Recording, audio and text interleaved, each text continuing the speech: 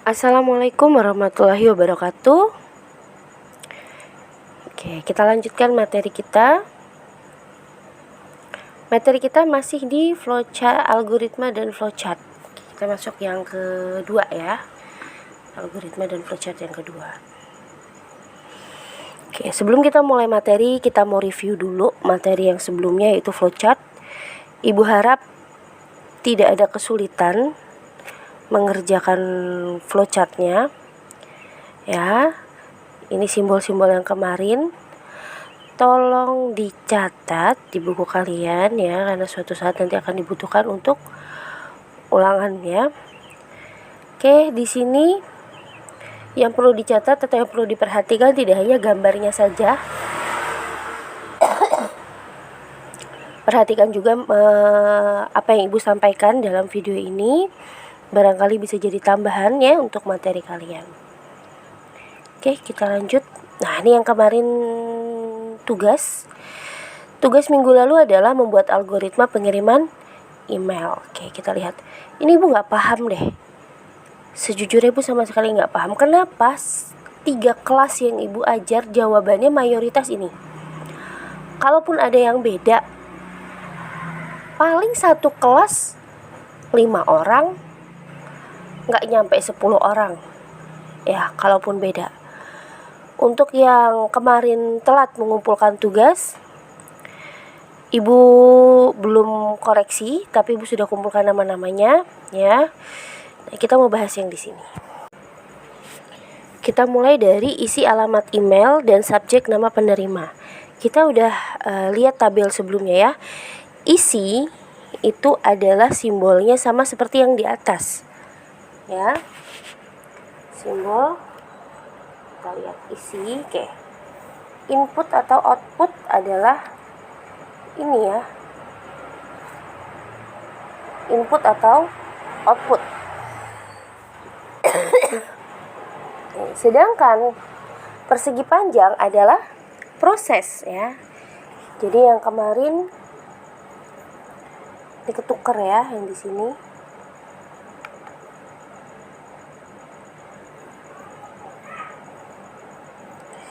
Ini satu ketukar, salah. Ini tidak seperti ini. Dan ini klik tanda klip. Untuk cari itu open, ketikan. Mengetik sesuatu berarti memasukkan inputan. Ingat, mengetik sesuatu berarti memberikan inputan, memberikan masukan. Ya, berarti dia harus bentuknya adalah jajar genjang. Kemudian mengisi ya, itu juga sama. Klik tanda klip, cari file open. Cari file open berarti kalian ingin memasukkan sesuatu kan? Itu juga sama.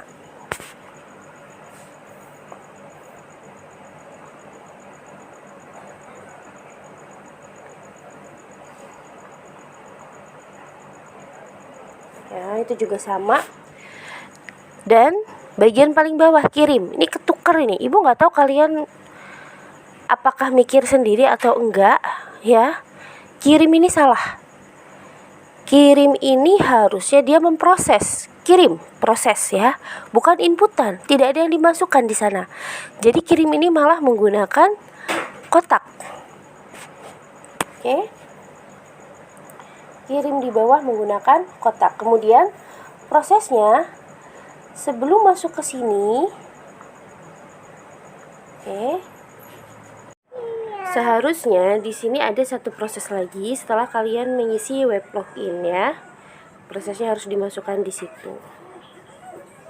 Oke.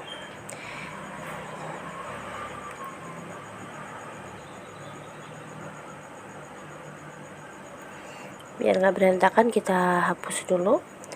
Oke, di sini harusnya kalian masukkan ada alur lagi lain daripada yang tadi ya. Alurnya adalah setelah web login ke Gmail ya, kalian alurnya oke.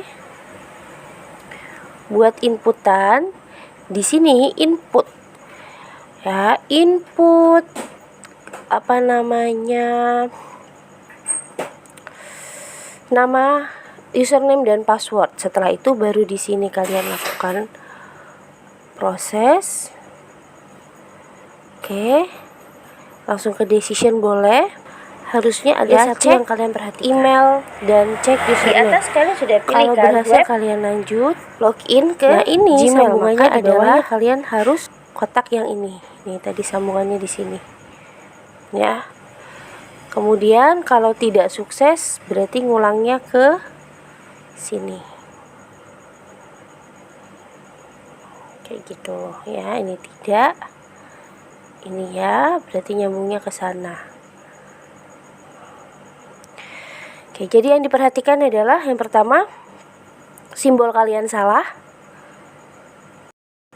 Ya. Oke. Untuk yang ibu nilai pertama kali adalah simbol dulu untuk kalian ya. Kekurangan langkahnya nggak jadi masalah, tapi simbol kalian salah. Oke. Jadi ibu harap silakan yang gambarnya seperti ini ya. Yang gambarnya seperti ini kalian ulang. Oke. Kalian ulang, kalian gambar yang rapi. Ya.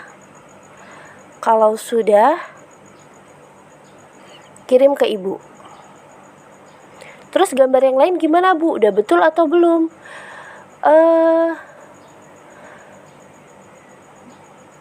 Ada beberapa yang memang sudah bagus, ada beberapa memang yang masih belum. Nanti kalian perbaiki sendiri ya.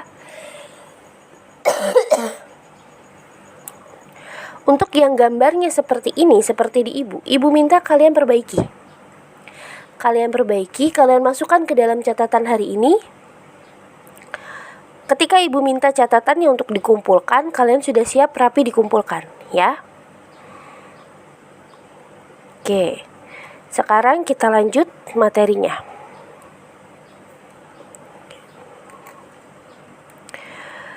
Kita akan bahas tentang struktur dasar algoritma. Struktur dasar algoritma itu ada beberapa. Yang satu adalah struktur runtutan atau beruntun. Jadi kalau kalian masih ingat yang waktu itu program bikin masak mie. Ya, masak mie itu termasuk struktur runtutan beruntun. Jadi dia satu arah ya, tidak ada percabangan, tidak ada perulangan. Awal mulai langsung selesai ya. Kemarin masak mie rebus mie-nya, masukkan mie-nya, masak mie, kemudian sajikan, dia satu arah. Tidak ada yang harus diulang, tidak ada yang harus dibuat bercabang atau if. Oke, itu namanya struktur runtutan. Yang kedua, struktur pemilihan atau percabangan. Struktur pemilihan atau percabangan itu yang punya kondisi kayak tadi, yang ada tanda diamond atau tanda belah ketupat ya. Itu adalah decision atau percabangan. Kalau algoritma kalian punya simbol itu, berarti dia masuknya ke dalam struktur pemilihan atau percabangan. Tapi kalau tidak ada, bisa jadi struktur runtutan. Oke, struktur dasar algoritma ada 3. Yang terakhir adalah struktur perulangan. Ya, jadi dia berulang. Kalau yang pemilihan kan kita sudah coba bentuknya ya. Kalau kalian pernah ingat pelajaran kalian Excel, Microsoft Excel, ada satu fungsi yang namanya if. If, kemudian if aja kalau di Excel ya. Nah, if itu termasuk ke dalam percabangan. Jika memilih A, maka hasilnya baju. Jika memilih B, maka hasilnya celana. Jika memilih C, maka tidak memilih keduanya. Misalkan kayak gitu ya. Itu adalah pemilihan atau percabangan.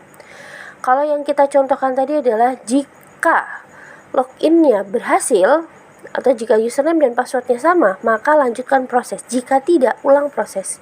Itu pemilihan atau percabangan. Kalau si perulangan ini bedanya kayak gini. Misalkan kita mau cetak kertas. Ya. Kita mau cetak kertas ke printer, biasanya di situ ada pemilihan halaman, kemudian salinan atau mau berapa banyak ya. Misalkan kita mau cetak 10, maka kita masukkan di situ angkanya adalah 10. Betul? Kertas dicetak 1 keluar. Printer akan memproses. Apakah sudah sesuai dengan keinginan yang punya 10? Belum, masih 1. Maka dilanjutkan proses kedua. Belum selesai, dilanjutkan proses ketiga. Belum selesai, dilanjutkan keempat, kelima, 6, dan seterusnya sampai mencapai angka 10. Printer akan stop, berhenti ngeprint. Nah, yang ada di sana itu adalah sistem perulangan. Jika belum selesai, jika belum sesuai, maka akan terus dilanjutkan. Seperti itu. Oke, kita lanjut. Alur pembuatan program, ya. Karena kita sudah mau masuk ke dalam bahasa pemrograman itu sendiri, maka kita akan coba bahas tentang alur pembuatan program. Oke, ada banyak. Kita mulai dari bawah. Analisis kebutuhan. Nah, di sini nanti tugasnya adalah menganalisa apakah program yang akan dibuat, bagaimana program itu berjalan, apa yang dibutuhkan. Itu masuknya ke dalam analisis kebutuhan. Misalkan satu perusahaan dagang butuh aplikasi yang dimana dia bisa mengecek stok barang dia, jumlah barang keluar dia, berapa barang yang keluar itu dijual harganya berapa, keuntungannya berapa. Itu dicatat semuanya. Itu namanya analisis kebutuhan. Kalau sudah dicatat seperti Ibu bilang kemarin, program itu kan akan dibuat oleh seorang programmer, dan biasanya programmer tidak bekerja sendiri kalau programnya dalam skala besar.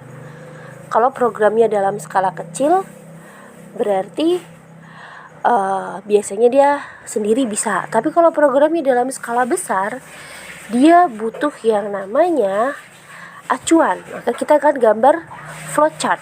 Itu masuk ke dalam perencanaan dan desain sistem. Di proses perencanaan dan desain sistem ini, analisis kebutuhan yang sudah kita dapat, kita gambar ke dalam bentuk flowchart.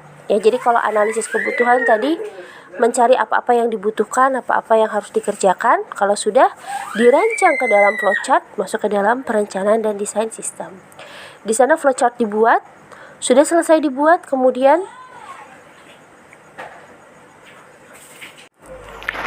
Oke, jadi nanti masuknya ke dalam coding. Di coding itu nanti kita tentukan, di coding itu nanti kita bikin sistem tadi ke dalam bahasa, kita tulis dalam bahasa pemrograman, ya.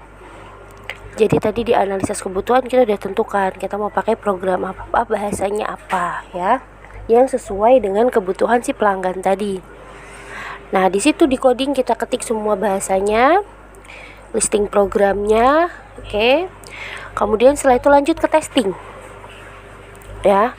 Sudah dibuat, kita tes, kita jalankan, ya. Kita jalankan, kita coba, kita cari di mana sih apa ada nggak sih salahnya? Ada nggak kesalahan di sana gitu. Kalau ada, kita ulang lagi codingnya, kita perbaikin. Terus, nah, di coding dan testing ini agak sedikit berulangnya lama. Dibuat, dicoba terus sampai hasilnya sudah sesuai dengan apa yang dibutuhkan. Kalau sudah, program bisa berjalan dan lanjutnya hanya adalah maintenance, ya. Maintenance ini penyesuaian. Apakah programnya ada error di sana? Nanti prosesnya ke dalam maintenance. Oke, next. Bahasa mesin. Tadi kita masuk ke coding, ya. Di coding ada banyak sekali bahasanya. Nah, salah satunya adalah bahasa mesin. Tapi bahasa mesin ini bahasa yang hanya dimengerti oleh mesin. Bingung, ya? Jadi bahasanya mesin yang paham. Ya, bahasanya berupa bilangan biner yang terdiri dari 0 dan 1. Ya, contoh penulisannya kayak di bawah. Ini bukan berarti benar-benar nggak bisa dibaca, ya. Ini bisa dibaca. Cuma kalau kita nih atau kalian pengen baca, kalian harus bisa dulu mecah kodenya kayak gimana, baru dia bisa dibaca. Ada aturan cara bacanya, ya. Dan itu agak rumit sedikit, ya, untuk yang belum pernah bisa. Oke, kita lanjut. Jadi kalau bilangan biner itu 0 dan 1.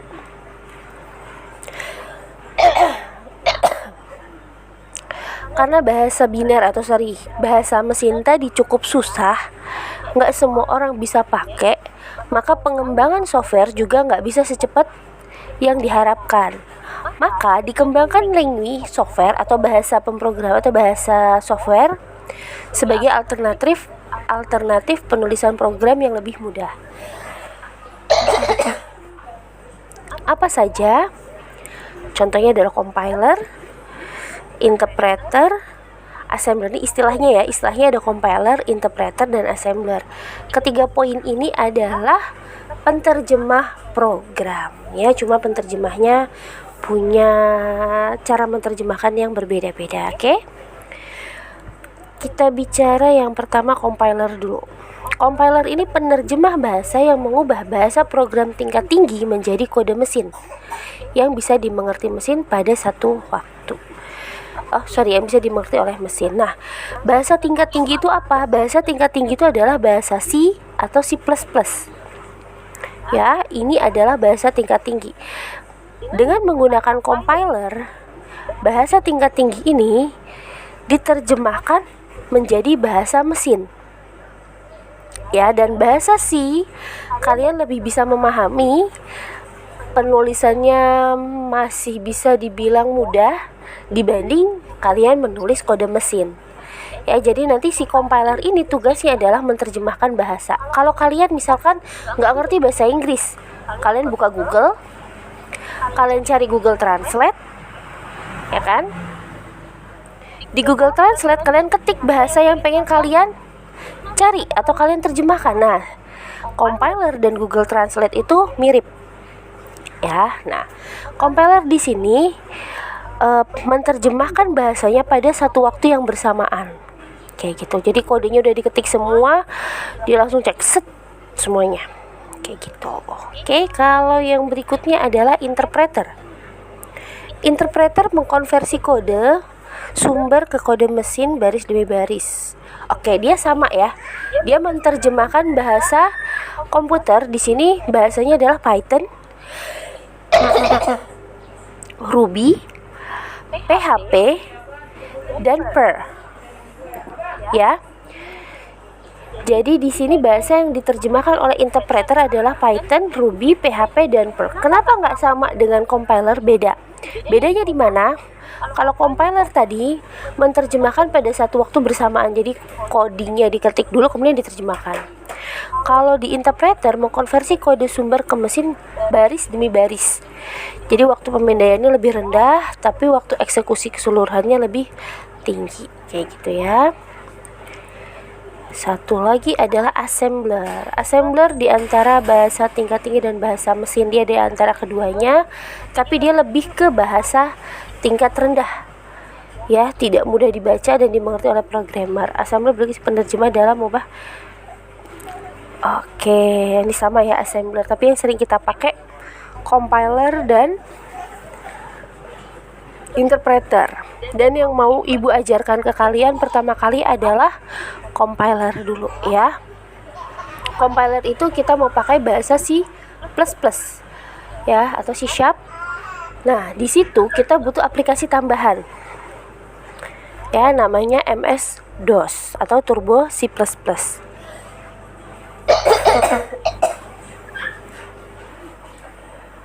Nanti kalau andai tidak ada yang tidak memiliki komputer ya untuk tugas praktek, jadi nanti ibu akan berikan kalian, nggak sekarang sih, pertemuan berikutnya ibu akan berikan kalian latihan-latihan dalam bentuk menuliskan beberapa baris coding.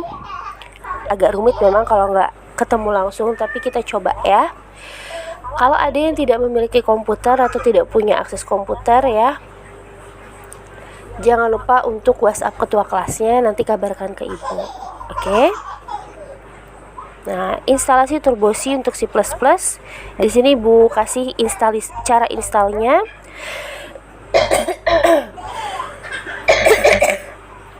Oke. Untuk aplikasinya sendiri ibu sudah download tapi ternyata tidak bisa digunakan. Jadi nanti ibu cari lagi. Mudah-mudahan hari berikutnya Ibu bisa share ke kalian ya sebelum pertemuan kita di minggu depan. Oke, nanti cari yang tulisannya setup.exe, kemudian pilih I accept, next. Tampilannya seperti ini, kemudian install.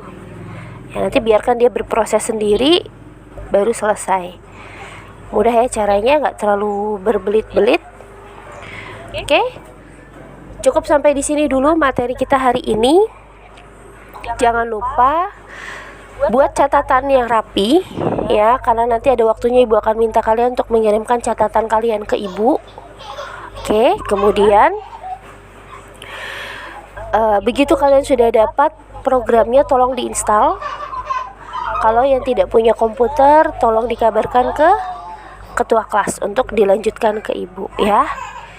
Untuk absensi sudah harus dikerjakan, dan untuk tugas sudah ibu share. Kebanyakan tugas jawabannya adalah dari materi kita hari ini ya.